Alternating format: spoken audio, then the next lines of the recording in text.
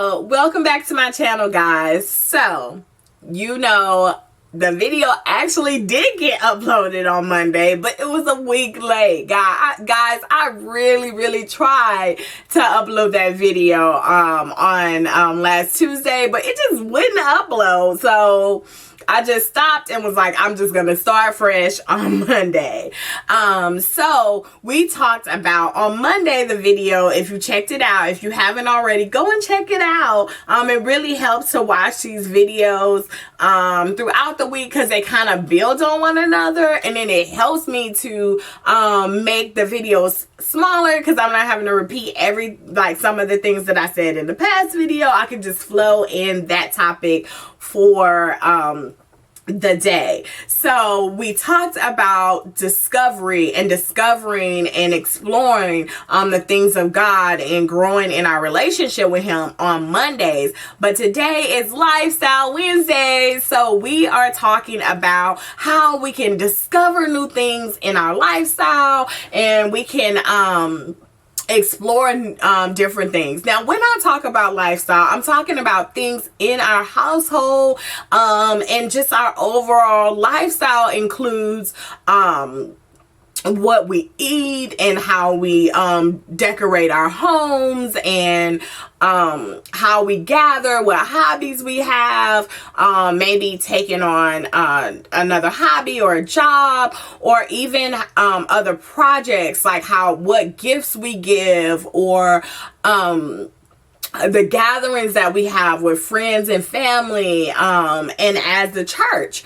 So that is what we're kind of overarching talking about. The things that are left out of that, of course, are beauty and fashion, because we talk about that on Friday. It gets its own little corner. It gets its own little category. But for sake of today, I was really thinking about, like, how do we discover what things we've done to explore new things and discover new things in our household. So here is the tip that I would give you.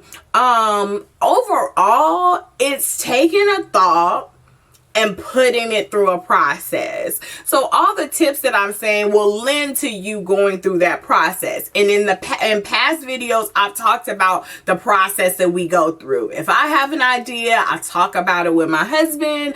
If we agree on it, then we'll talk about with our kids, get their perspective, bring those ideas back to the table, and then finalizing it out. But we have an end goal that we have, but there are steps that we need to take towards those end goals. So my tip in you discovering new things in your lifestyle or exploring new things within your home is to take small steps. Don't totally change everything at one time. Instead, take a process. It will really help. Sorry, y'all know I be sitting on my hair all the time. It really helps you with taking and sustaining something. Sometimes when I can say it, in the past, went from idea to just completing it and executing it. I either did things out of budget, it really didn't fit our lifestyle, and I really felt the strain of trying to finish it and all that other stuff. So there's a level of grace when you go through a process of something. Not saying that it'll be easy, but it really helps to take it through small steps, take it through the process, like really thinking about the budget. Yes, this is a good idea. I've had tons of ideas and they may have been good, some just good in theory, but overall in our household, it may not have worked either for our budget or our time or just current resources that we have. It can just be a number of factors where, oh, that's good. And anyone who has been on Pinterest can probably testify to that. Like, some of those ideas, they're cute, they're good, but like, does that really fit us? And when you try it, it doesn't like fit you well. So going through a process also helps you tailor these things to your lifestyle. So we take those small steps. An example of that is we went from the summer to into the fall. So I usually change our menu, and I slowly change our menu. I don't just change everything in our menu for a few reasons. One, because we're kind of adjusting to things. So the weather gets cooler. So we may go from some heavy grill items. You tend to drink a lot more water in the summer because it's hotter. So what I'll do is like switch some of those things slowly and then go into maybe like a soup. But I may change just one item that week overall. And then I can see kind of how does that affect things in that week? How does it affect the budget? Do we save a little bit? And for us, our goal is to save a little bit more well, really, really from the summer, because we have children, from the summer all the way to the winter. But we notice in the fall, the kids have off 1 week in November. So then they're completely at home. There's no meals that they're having at school. So I have to take that account into the budget. And then in the winter, they have 2 weeks off into the new year. So we have to think about that. So doing things like soup or crock pot meals and exploring new things like that just really helps. One of the other things that we do is we cut down on a lot of meat in the fall. My daughter, she tends to, right now, my husband is kind of doing the same. They're pretty much completely going more vegetarian. So we really cut out a lot of meat. So that helps on our overall budget and just health in general. We tend to try to do the counter opposite when it comes to, because we know the fall is known for holidays and stuff like that. That's not something that we do, but we're big on fellowship and gatherings. And we know at that time, there's all kinds of food items that are not too good on your stomach, or like the overall goal, your health goals. So we try to counter that and make sure that in our household that we're doing a lot more healthier meals, during those times, to where we don't really get into that flow of the holidays and heavy unhealthy meals. So we take small steps. So it may be a soup, and then doing those small steps really helped me to figure out what is our grocery budget. Did we save that week? Did we spend more that week? Because did we cook more than we needed to the point of we were having to throw away food? Did we undercook to where now we're having to go out to grab something to eat really quick, or my husband is having to order from his job to get something to eat? So it really helps just doing one meal at a time to see how we can adjust those different things as far as the meals. But you can use that concept in any part of your lifestyle. Just taking small steps. Like if you want to try a new workout routine or something like that, don't just be like, which I'm guilty of it. Like I said, I tried it in the past. Like I want this, and I'll just go out and get like all the DVDs and buy equipment and buy all that stuff. And then it's like, that's not even needed. And it's something that I don't end up sustaining. So maybe just buying like one DVD and seeing, am I going to be consistent in this workout? Does this even fit my lifestyle? Do I have the equipment that I need to even maintain this type of workout? So it really helps to kind of just take small steps. Remember, it's a process. It's the process.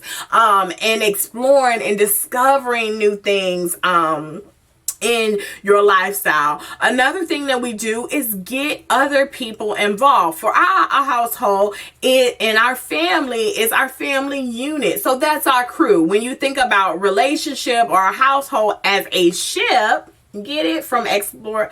Am I being too cheesy, y'all? But if you think about it, like in exploration, an explorer doesn't do it on their own. Like they have a whole crew of people. They have financial backing from the government or private entities, and they are able to go out with a crew. So nothing I do in exploring or discovering is something that I have to do on my own. I talked a little bit about that when we talked about the fall cleaning that that we did in our household and stuff. So I get the kids involved, whether that means they go to the grocery store with me and help me pick out these new items that's going to go into our new meals, or them helping me do the prep work. And no matter what their age is, they can help grab stuff out of the cabinet.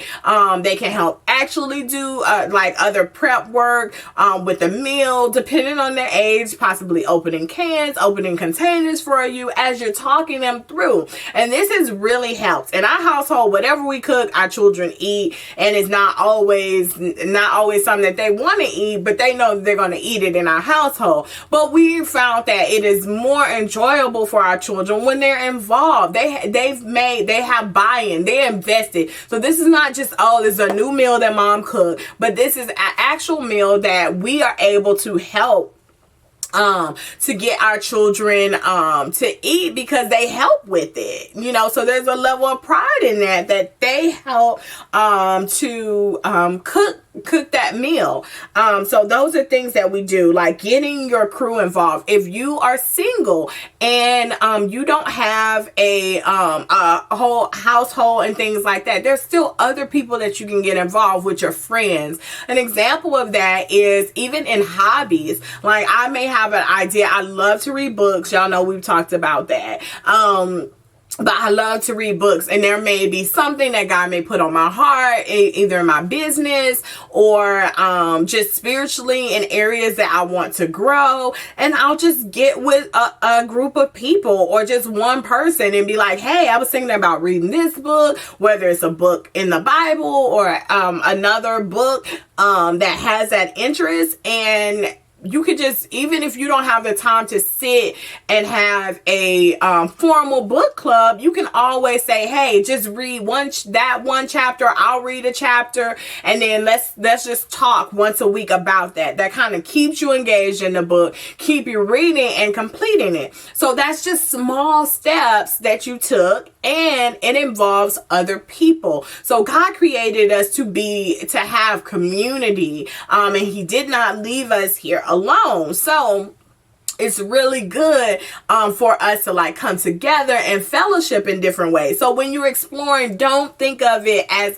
a Lone Ranger and you being on an island. Get other people involved. Have that crew come in for just different things that you want to explore and do within your household and lifestyle.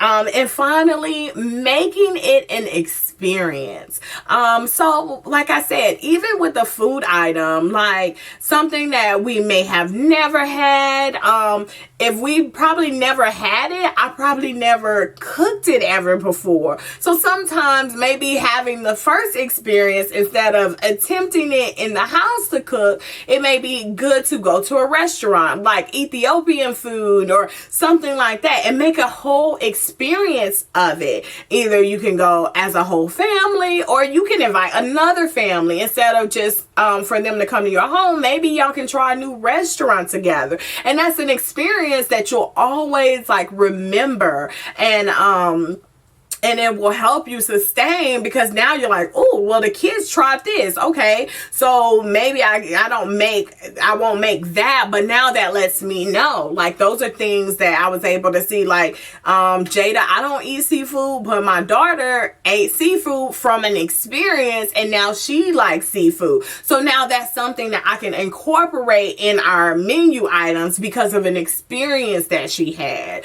So remembering that. So just an overview.